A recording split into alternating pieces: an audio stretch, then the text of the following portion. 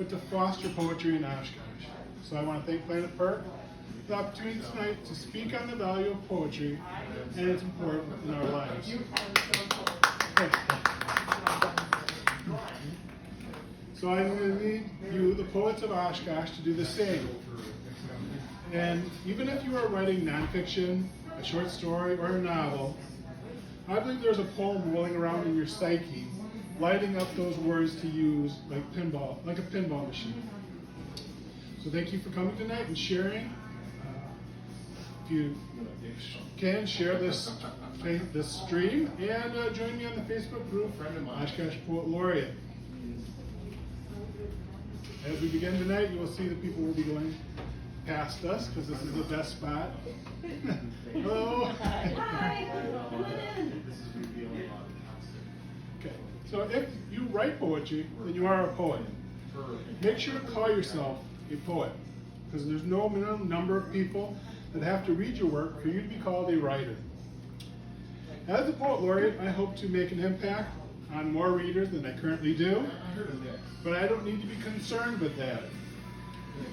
I have met people in Oshkosh that will never publish their work, but they've had the impact on the right number of people.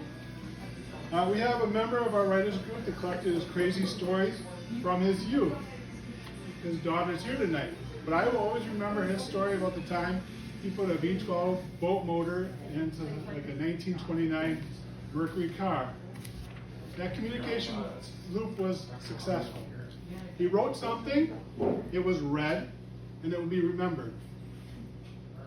Last year we had another writer die of COVID-19, so Linda's writing will not reach the audience that she hoped for. But those people that read it or heard it will carry a piece of it. Now, not as many people as Stephen King, but certainly more than if she had not written her novel. So as we read our works, we impact now, which is all that we can do, and it's all that we need to do. In that vein, I want to read a poem called Us. It's all about past members of the Oshkosh Writers Club. Ken rolled cigarettes while others read, rambled through tattered notebooks, holding ideas like a secret code. Jim talked philosophy, usually at the bar. Sometimes he even listened to suggestions. Dorothy collected her poems in coil-bound books, wrote of simple leisures and simple treasures. With raspy voice and a smile, she spoke the way every grandmother should. Frank, small-town seasoned citizen, hair on his chin, played with words, his passion etched memories in stone. Margot lived in memoirs, made cornhusk dolls, and friends with her stories. Bob versed in marine maneuvers, camping in cathedrals, beer and teaching. The Kickanek River runs through his heart. Carl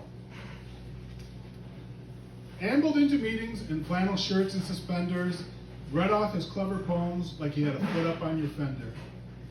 Paul applied his one-bow glasses, loved time, nature, ecology of loving his wife. Chuck, gnarled hands, held diaries, history of farming, dairies, breezed through lilacs, hardships, the prosperity of family. And now, I don't usually write rhyming poems. I have very few, but those are the kind of poems my mom likes. So, I think I will. So I'm going to read one tonight. And it has some words in it that I'm sure to stumble over. I thought, why make it easy for myself tonight? Sustainable. My wife sat at the kitchen table, preaching how the economy is unstable because of our consumption of oil is dangerous and unsustainable. If I didn't want to hear her fable, with hidden motive unconcealable, this Catholic's weight guilt trip for a new car, I figured was excommunicable. I admit her conviction was unfeignable. The virtues of an electric car unassailable. How the depreciation was amortizable, and how electric vehicle on our taxes was quite exemptable. Thus began our argument over Something only couples deem debatable. Wife, your plan is not achievable. She suggested I was reprehensible. I replied that her comments about my mom were not applicable. Lame brain, the way your truck pollutes should be unmerciful. Sweetheart, the reuse of a used up truck is commendable. Being paid off makes it pretty affordable. But redneck, your carbon footprint is incalculable. Lover, the theory of global warming is not unassailable. All this weird weather is quite explainable. And your dedication to being an ass is uncomputable. Listen, dear, love of my life with beauty unequivocal. Gas prices depleted our savings. A new car is unachievable. And besides, I'm saving up for a big old convertible. All right. Our next reader is going to be Joyce. And the title of her piece is 1313 Somerset. Right? Sorry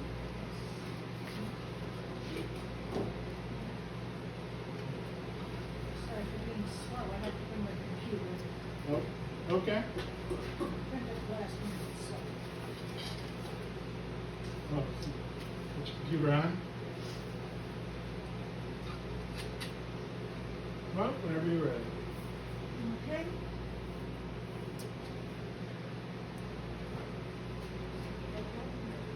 Okay.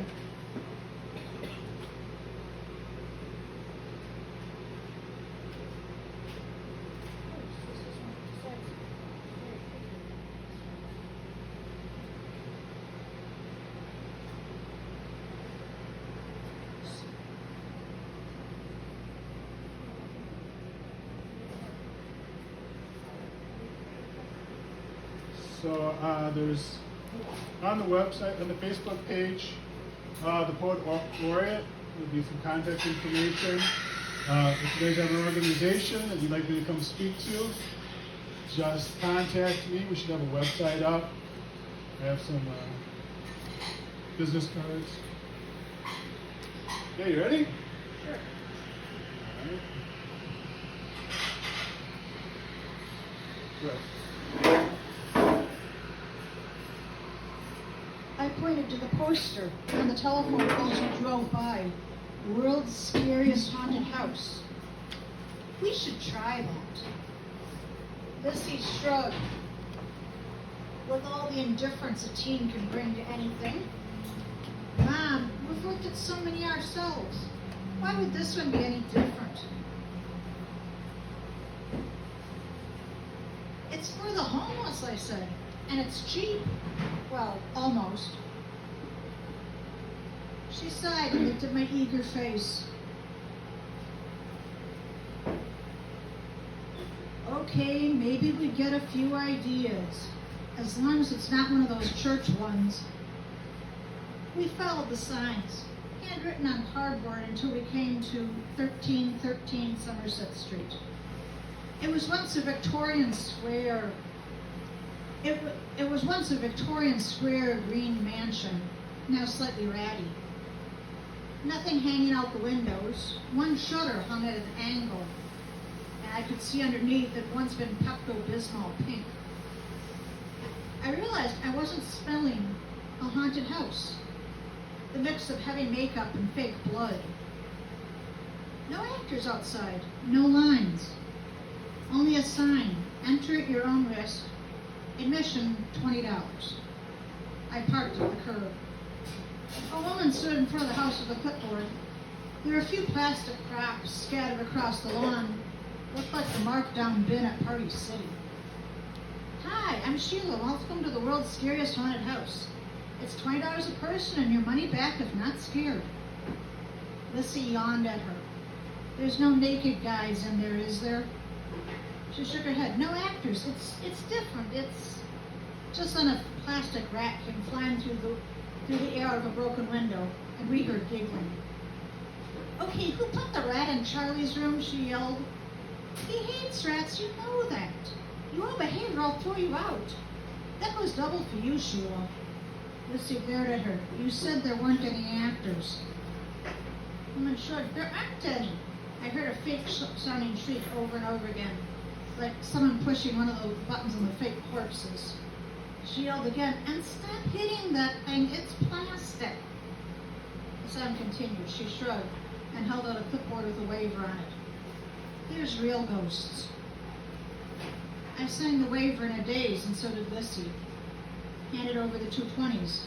She handed us 2 flashlights and opened the front door. "Downstairs is easy. If you see a rocking chair going, it's Sarge. Just don't get him talking about the Great War, and he'll never stop. Now the staircase is good. No holes. Just don't stomp on anything. Charlie and Sheila are upstairs. They're siblings, sometimes fighting. I don't know what else is up there. Sometimes they come and go. The ladder's down to the attic. I don't know if there's what's up there. I never asked. If that hasn't scared you, try the basement. It's wet, and I don't know if it's a poltergeist or what. Someone said it was a water demon. Get ready to drop." She paused. "If Charlie gets grabby on your butt, just yell to Sarge, okay? He's the enforcer." "What charity is this for?" Lissy's voice tried to sound bored, but I could hear the edge of fear. Dylan giggled. "This is the charity. We're a homeless center for ghosts. And don't worry, ghosts can't hurt you. We've never lost anybody. Yet."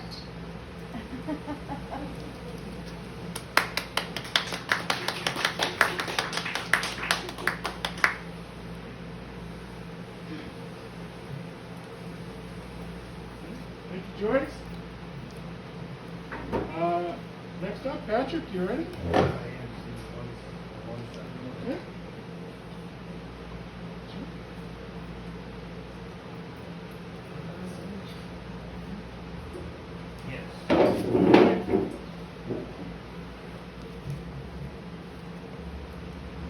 Welcome, Patrick. The title of this piece is To Abide or Not to Abide.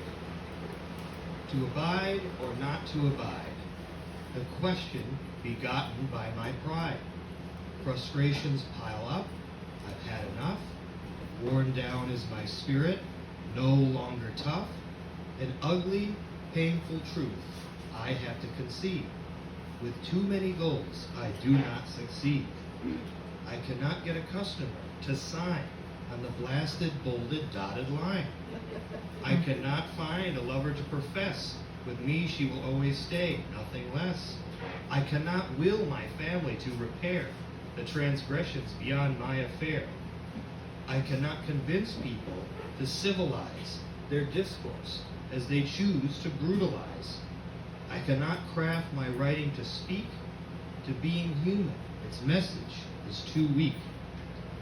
Yet, as I drive upon the paved, quiet road, removed from society's constant noise, removed from matters breaking my poise, I witness how nature handles its load.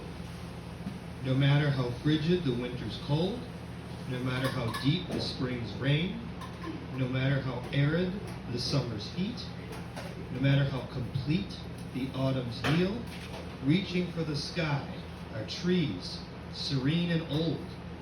Trotting for the trees are deer, silent and vain. Growing amidst the deer is grass, tall and neat. Once more, flora and fauna completely healed. Nature abides, and so will I.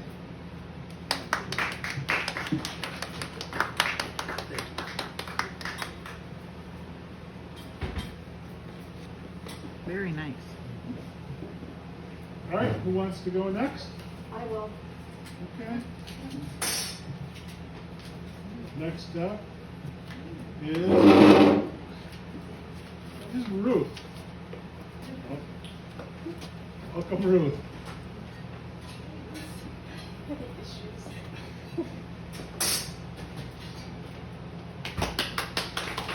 Thank you, Tom. And that was a really lovely tribute to members of the Writers Club. You almost made me cry. I didn't bring any of my own work today, but I was having a conversation with Tom maybe a year ago or so, when we were talking about our writing and what's going to happen to our writing when we die and stuff like that. And I was telling them the story about a professor that I had in college in the, well, it's a couple of decades ago. We don't need to be specific. And I cannot remember his name, but he shared a book of poetry that he wrote, and I illegally copied it, but I didn't do the cover page. So the book is titled Ridge Runner Rhymes, and the professor wrote under a pseudonym of Luke Campbell. And so I'm just going to share with you a couple of the poems that he wrote that I don't know that I actually agree with them, but they have just stuck with me. So the Luke Campbell is kind of a persona of somebody who lives down in the South and is just kind of a simpleton. Or he looks like a simpleton, but he's really not. Anyways, and his poems don't have titles. You can't make a point in space the way you make a point on paper, because the air won't take the ink. You gotta go at different things, different ways. You can't make a point in time either unless you're willing to wrestle with God's angel. You have to fight to be a winner. What I marvel, though, is how Jacob wrestled only one night. I've been wrestling all my life and still got no heavenly names. Just plain me, Luke Campbell.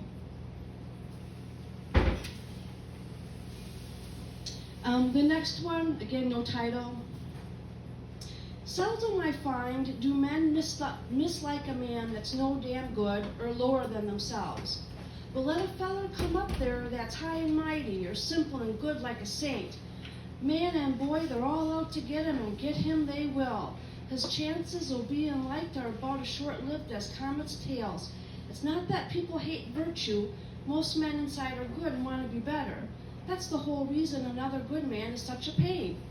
'Cause he is what they ain't, and the envy nearly kills them. They like to see what he did. It gives them hope to do better. But the guy who did it, green through they hate him and promise their hearts they will get him. More than a few good men have been run off a cliff or hung on a cross or killed some legal way by the most upstanding righteous folks. You watch. Most of the time, it ain't bad people killing off bad people. It's good people doing one another in, because most of this world's grief and sin.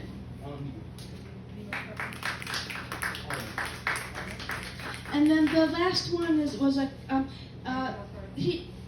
the character was very much in love with his wife, so there's a lot of love poems there. And I just wanted to share this one. Here it is peaceful, here in Newton County, heaven's back door. I don't care where all I've been as long as I am here at last. Sitting here with cornbread and gravy, fresh cakes in their jackets, ham from my own smokehouse, and my Ellie, my angel winging about. My own place, great God be thanked, this I know, the world outside is indeed out. Out, out forever. Thank you.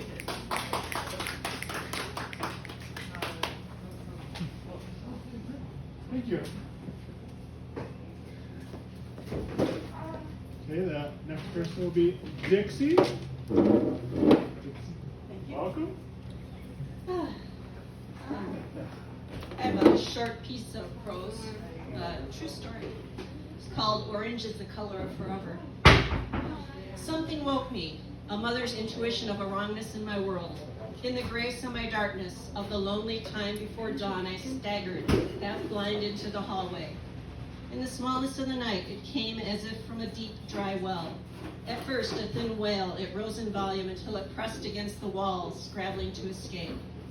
The sound came from me, alone and chilled in my perfect son's doorway as my heart tried to break free from my chest.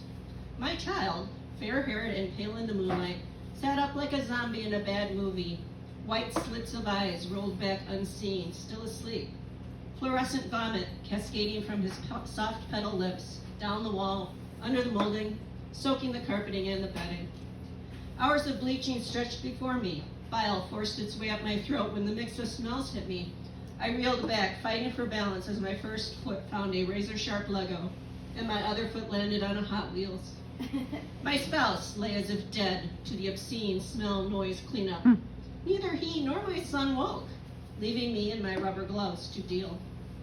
The orange fluorescent permanent marker, once eaten, was now a thing of family legend, a part of our home, now and forever, impossible to eradicate. And then this one, this short little poem was inspired just now. Never before, never again, my heart spins and my stomach rolls. Tiny puppy, a piece of my heart sweet as a cinnamon roll. Eating poop with dedicated joy. No kisses tonight, dear boy.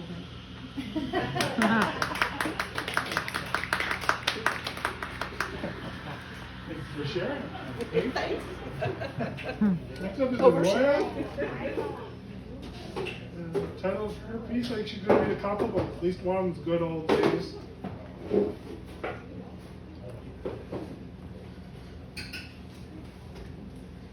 with the mask off. She's coming.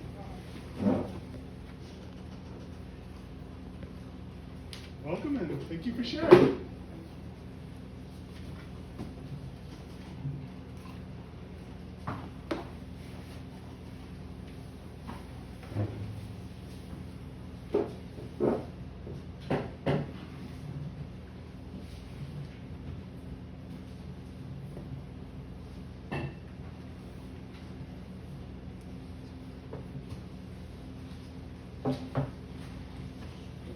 Hi. Hello. This one is entitled Good Old Days. Boy, I remember those good old days when things were so simple. Even when we were poor, we weren't looking for more. Love from family kept us happy. We were not concerned about what we had, as long as we were fed. Oh boy, those were the good old days. A television in every room? Wow, you must be rich. Because I remember standing over the TV set with a hanger. We weren't worried about the danger, wiggling it back and forth, back and forth. Is that good? How about that? As soon as we sat, static. It's your turn. Boy, those were the good old days. How about when electricity went out? You couldn't iron your clothes. You flip up the mattress, stick the clothes in between, let it lay overnight. Bam, creativity. A homemade iron, right? Boy, those were the good old days. I remember my mother's best friend. What was her name? Right, I remember. Thrift store. With those clothes on, I almost went to war. So when I'm poor, you're gonna buy me more? Oh boy, those were the good old days. Remember when the heat was turned off? We didn't care. The stove is our friend. The stove is our friend. Oh boy, those were the good old days. Can I have some juice? Wasn't heard. Now sugar water, I understand. All the Kool-Aid gone? Man. Oh boy, those were the good old days. Remember when we didn't have much money, but when you went to the store, you would come back with a bag full of candy, or many, because it only cost a penny. Oh boy, those were the good old days. You remember your birthday? Hand-me-down toys? I want a new bike. What you think this bike looks like? My brother old bike painted white? Oh boy, those were the good old days. Thank you, Mr. Government, for my block of cheese. Oh, and can I have some powdered eggs too, please? And can I have some powdered milk? Because this peanut butter is sticking to the root of my tongue, root of my mouth. Oh boy, those were the good old days. And Mama's home cooking.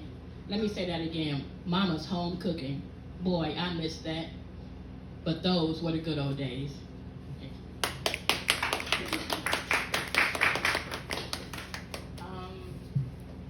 I have a few. Hope you don't mind. No. I'm enjoying this. This is entitled Inspiration and Not Temptation. I want to be your inspiration and not your temptation. I want to inspire and not cause you to be a liar. I said, I want to inspire and not cause you to be a liar. I want to be your inspiration and not your temptation. I want to be the one that helps your creativity flow.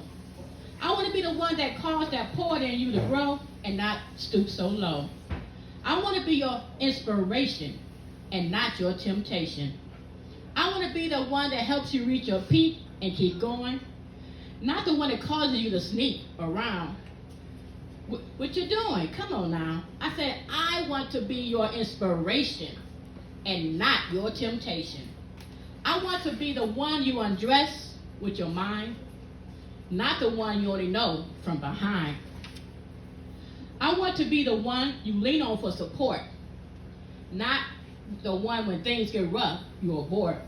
I said, I want to be your inspiration and not your temptation. I said, I want to be your inspiration and not your temptation. I want to be the one, I want to be there when you turn to the Most High. I want to be there when you finally break down and cry. I want to be the woman that carries your name, not any of those other dames. I said, I want to be the one that wears your ring. No, I'm not interested in your dream. I said, I want to be your wife, not your mistress. I want to be your wife, not your mistress. I want to be your latest, your greatest inspiration. I want to be your inspiration and not your temptation. Do you have one more? Yes. So, this last one I'm doing is called Screaming Soul. And I wrote this thing about back in the day when Oprah said she was molested as a child by a family member. And I always say that no matter how much money you have, how high in life you get, sometimes things in your past will always have your soul still screaming. So this one entitled Screaming Soul. I've gone from rags to riches, accomplished every goal I set for myself. I have achieved much wealth. Look at me. I'm the person you want to be. But don't be fooled by my outer shell, because my soul inside is screaming in hell. And no matter how much I try to douse the fire, my soul is screaming higher and higher. I try so hard to hide the pain. In doing so, it has my mind going insane. I have to be stronger and try not to shout. I want to take myself out for what you put me through. But I have to think about my kinfolk and believe there's hope, because my soul has been crying ever since I've been 9. You said it was okay, and I believed every word you said, and didn't tell anyone about that day. So now that I'm grown, I know that it's wrong. So who can I tell? And will that get my soul out of hell? Every day I see your face. When I bow my head and say my grace, you are across from me, thanking God for the food you're about to receive. 10 years you sat there, and all I wanted to do was leave. I look around and I wonder, can anyone else see my pain, or even know who bad you lay in? I said, I want to take myself out for what you put me through. No, maybe I'll just kill you. But my heart won't let you get the best of me. So maybe I'll reholster my emotions and let God deal with you before I do something I will not regret. Thank you.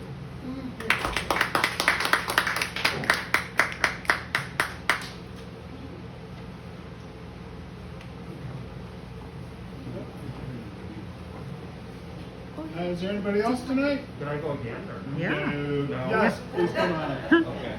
I didn't. Yeah. You have 5 minutes. Okay. Okay.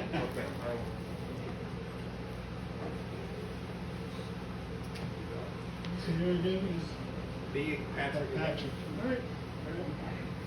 So this is entitled Reeling Eagle Gazes. 2,977 forcibly taken, begging questions. For America, why is there such hate? What will be foreign policy's fate? How is our security so lax? Was it a beginning or a climax?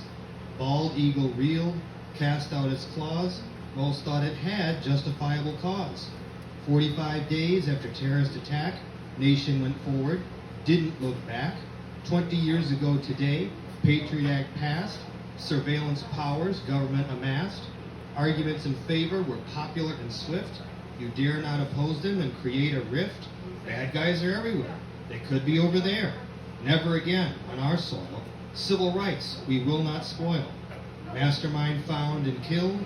Oaths to the fallen fulfilled. From terrorism, citizens shielded. By authority, agencies wielded. Yet, a not-so-hidden beast on our freedom's feast. Just ask one fleeing NSA defector, his leaked information a specter. 2 decades removed, reminder might behoove. When you fight monsters, you gaze into the abyss, and it gazes into you. That was. And then they're all pretty short. I have another one. Pale Blue Dot, The Final Frontier. TV announces space, the final frontier. Journeys of the Enterprise, we hold dear. From Romulans to Klingons to Tribbles. 3rd season's quality, there are quibbles. Yet, through 79 episodes, 55 years ago, Star Trek, the original series, helped sci-fi grow. Its crew inspired us to look to the stars, to claim a greater future, which could be ours. To the War of the Federation, ahead Warp 9, if we only could put human failings and vice aside. Last week, a captain went up into space. At 90, it's still Shatner's beloved place. The oldest man to witness from up there, Mother Gaia entirely laid bare. Once safely home, he had words poetic to describe his experience, prophetic. After comforter of blue lies ugliness black, different enough to give a heart attack. Galaxies, supernovas, mysterious things, phenomena which give ideas wings. It's not about little green Martian men, but rather about acquiring some zen, realizing we have what we saw, as we look upon a pale blue dot.